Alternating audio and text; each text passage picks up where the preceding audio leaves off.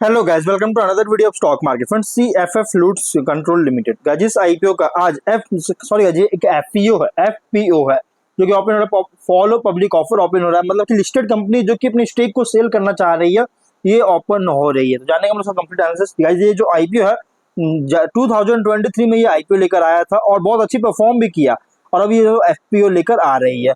चलिए हम लोग जानेंगे इसका एफपीओ के बारे में, क्या है, कैसा है, क्या करना चाहिए, डिसीजन क्या लेना चाहिए, इन सभी पॉइंट्स को, और इसके शेयर प्राइस को भी डिस्कस करेंगे। चलिए फ्रेंड्स, वीडियो स्टार्ट करते हैं।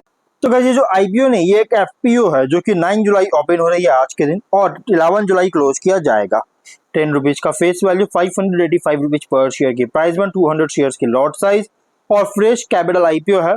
87.7 करोड़ का 15 लाख शेयर का इशू किया जा रहा है। आरएमएन कैपिटल मार्केट्स मार्केट मेकर है। फिक्स्ड प्राइस एफपीओ है। बीएससी एसएमई पे लिस्टेड होगा। देखिए लिस्टेड कहाँ हो रहा था, बीएससी एसएमई, क्योंकि कंपनी लिस्टेड ऑलरेडी बीएससी में, बीएससी के एसएमई प्लेटफॉर्म पर लिस्टेड है, तो ये बीएससी एसएमई पे लिस्टेड किया जा रहा है। 14 जुलाई का अलॉटमेंट डेट रखा गया। 15 जुलाई रिफंड रिलीज किया जाएगा। शेयर डिमांड अकाउंट में क्रेडिट होगा। 16 जुलाई लिस्टिंग डेट रखा गया है। और यहाँ पे रिटेलर जो ऑफर दिया गया, ओनली 2 लॉट अप्लाई कर सकते हैं। 400 शेयर्स मिलेंगे। 2,34,000 रुपीज का अमाउंट पे करना होगा। और अगर गाइस देखिए, आपको इसमें 2 ही लॉट अप्लाई कर सकते हैं, आप लोग को अलॉटमेंट भी नहीं होगा।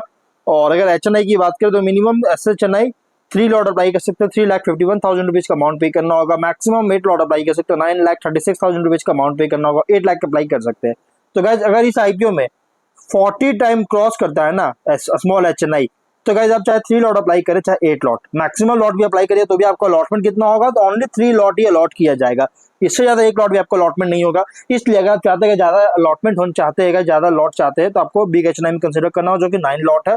इसमें 10,53,000 रुपीज का अमाउंट पे करना होगा। स्मॉल एचएनआई में ओनली 3 लॉट ही अलॉट किया जाएगा अगर 40 टाइम एप्लीकेशन क्रॉस करता है। कंपनी का प्रोमोटर है सुनील मेनन, गौतम मक्कर, और pre issue holding 73.3%, post issue 68% holding देखने को मिल जाएगा।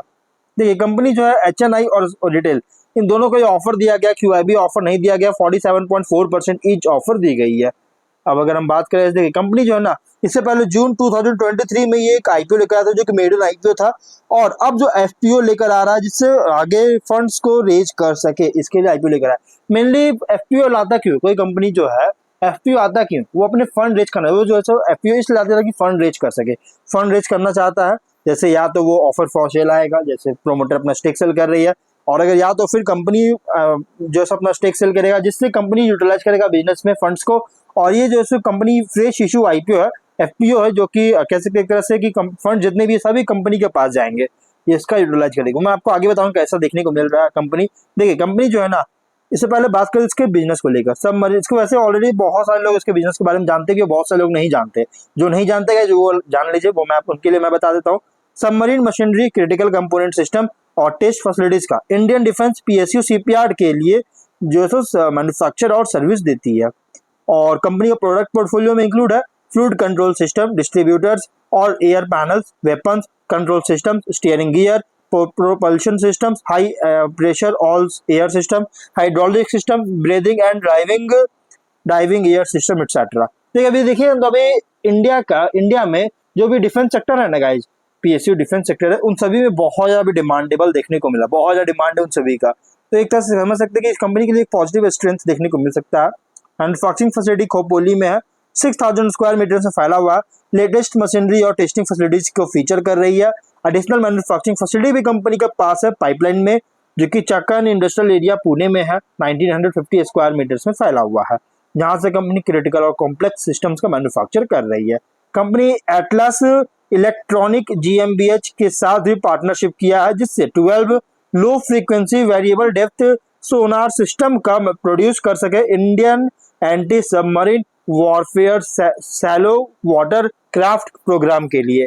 स्ट्रेंथ की बात करें तो रॉबस्ट ऑर्डर बुक देखने को मिल चुका है 31 मई के तक 514 करोड़ का, मतलब कैसे कंपनी को बहुत ज्यादा ऑर्डर बुक वगैरह मिल रही है।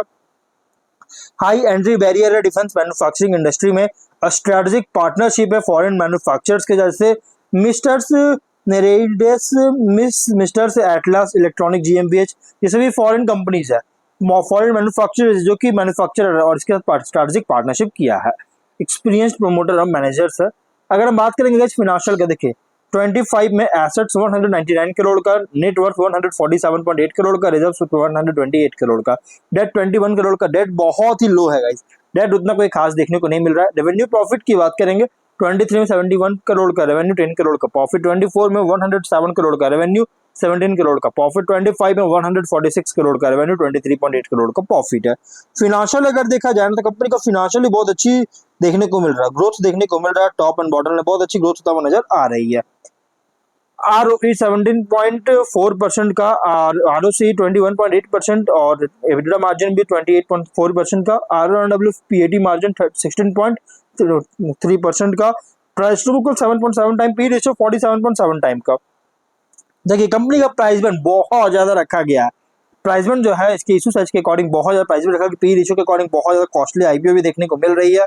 लेकिन इसमें कुछ रिस्की पॉइंट है। रिस्की क्या है कि ज्योग्राफिक कंसंट्रेशन है गाइस, जो कि फैसिलिटीज जो है एक्सपोज होने का खतरा हो सकता है ऑपरेशन टू रीजनल डिस्ट्रप्शन के कारण, और कंपनी जो है की अप्रूवल्स को रिन्यू करने में या ऑपरेट करने में फेलियर होता है तो ऑपरेशन को डिस्टर्ब कर सकता है, कॉम्प्लेक्स इंपैक्ट करेगा।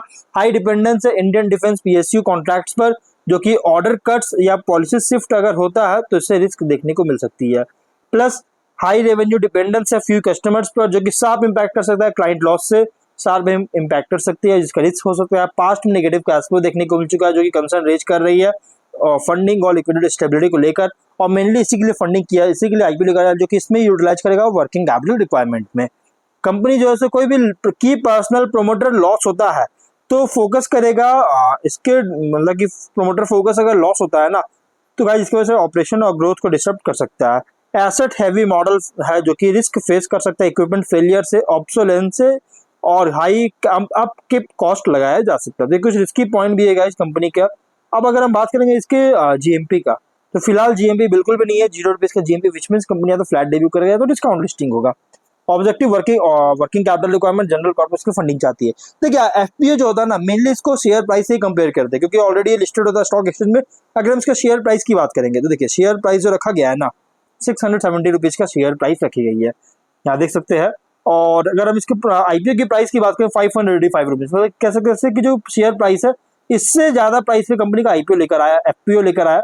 हाँ अगर आप इसमें अप्लाई करना चाहते हैं गाइस, थोड़ा रिस्की इन्वेस्टर है तो आप लॉन्ग टर्म के लिए कंपनी अच्छी देखिए। अगर हम इसका शेयर की बात करेंगे 23 से अब तक हम देखेंगे मैक्सिमम, देखिए कंपनी लगातार ग्रोथ होता हुआ नजर आया, थोड़ा सफर किया, जब भी मार्केट क्रैश हुआ तब ये कंपनी सफर किया, उसके बाद वापस ये कंपनी बहुत तेजी से इंक्रीज किया। जून 2023 में IPO लेकर आया था और बहुत अच्छी परफॉर्म भी कर रही है। और इसीलिए गाइस अब देखिए कंपनी लॉन्ग टर्म तो अच्छी है, लेकिन शॉर्ट टर्म में गाइस थोड़ा रिस्क हो सकता है, प्राइस रेंज बहुत ज्यादा रखा गया है।